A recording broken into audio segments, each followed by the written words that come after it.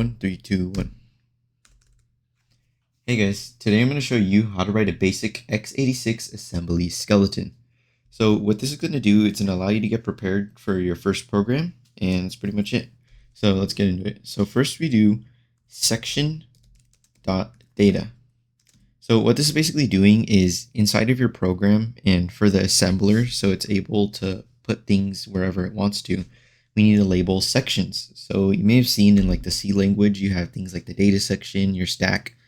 In here, we use the data section. So this is where you're going to place any of your like quote unquote variables, your literals, any types of immediates you need later so that your program can run. So this is basically data section. So now we move on and you can place any of your code here. Also to comment, use semicolons in assembly. So we go section.text. What this is saying is, hey, we're going to write code here. So now this is your code section. So when you're running your program, you know exactly where your code is, and it lets the assembler know how to structure your data. So it's not like scrambled everywhere. So this is section, text, or code. So once you do this, you need an entry point in your program, correct? So you need to tell the linker where to link the instruction pointer. There's a register, it's RIP, and you need to move inside of it an address, or the linker will basically do this for you. So what we do is to tell the linker, hey, this is the entry point. We say global underscore start, and underscore start is going to be something called a label. So this is a label. What a label is just an address. It tells you, hey, any code from here, just let me save this address so I know where to start from. It's just like you have an array. You need an array and you have a starting point, which is your first ever address. And then from there, you could get to any other offset or index. So once we tell the linker this and have the entry point, we're able to exit the program. So that was like your main. Underscore start's like your main. Now we need to do the return 0, just like in C++. So instead of doing return 0, we say, hey, let's tell Linux and give it a syscall to exit the program, because we're writing this in x86 assembly for the Linux operating system. So you do move rex, 60.